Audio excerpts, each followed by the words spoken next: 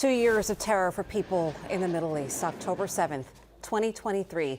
It's a day that will live in infamy forever, when thousands of Hamas-led militants poured into southern Israel, killing some 1,200 people and taking 251 others hostage. Yeah, 2 years following that day have been nothing but horrifying for the friends and family of those victims, the hostages still being held, and the tens of thousands of Palestinians killed and those who live in Gaza who have faced the brunt of Israel's ensuing war. Yeah, and so this war has sparked countless protests, remembrance ceremonies, and really kind of carved out a very deep divide around the globe. But could there be any kind of signs of peace on the horizon? We have team coverage this morning. ABC's Ian Pannell is in Israel, and let's start with Eyewitness News reporter Jaysha Patel and those latest on the peace talks. Hey, Jaysha, what's up?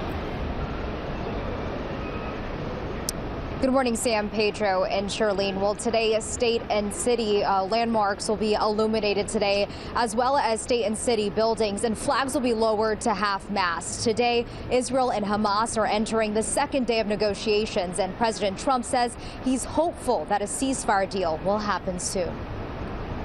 This morning, critical talks continue in Egypt as Israel and Hamas work towards a possible peace deal. President Trump saying he remains optimistic on the second anniversary of the October 7th attacks. I really think we're going to have a deal. We have a really good chance of making a deal, and it'll be a lasting deal. We want to have peace. President Trump says he hopes there will be an agreement on phase 1 as early as this week. The ceasefire talks reportedly centering on prisoner exchanges. Under Trump's proposal, Israel would release nearly 2,000 Palestinians in exchange for Hamas freeing 48 hostages, 20 of whom are believed to be alive. It comes as Jews around the world gather to mourn those who died 2 years ago today during the attacks. Hamas militants killing some 1,200 people, mostly civilians, including women, children, and older adults. I hope with the new deal, the hostages to come back and celebrate at last peace in the Middle East. Overnight, Israelis gathering at the site of the Nova Music Festival, where 400 were killed and dozens abducted. Now a memorial to those who were lost. But across Israel, the country is deeply divided, with weekly mass protests against Prime Minister Benjamin Netanyahu's leadership. It's like an open wound. The hostages, I really can't believe it's been almost 2 years. It's been 2 years that they are not at home. In Gaza, this Palestinian mother gave birth to twins on November 2023. She says her fear is that negotiations will fail.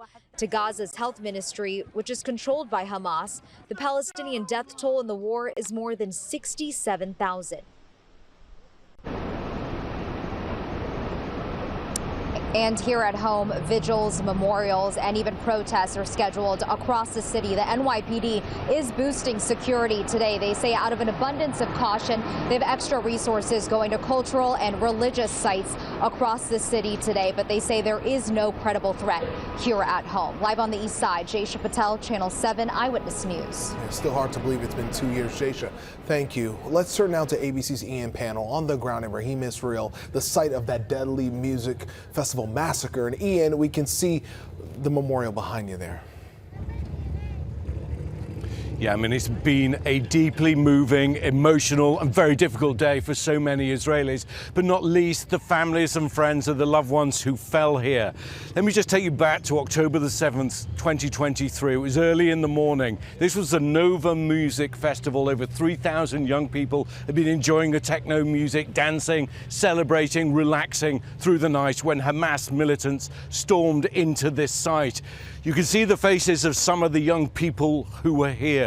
The Hamas attack spread terror and panic and chaos through the people gathered here as they struggled to try and escape. The road became clogged with cars. Mercilessly, the Hamas militants gunned people down, and by the end of it, 378 people, whose faces you can see here, had been killed by Hamas. Over 40 were actually taken hostage.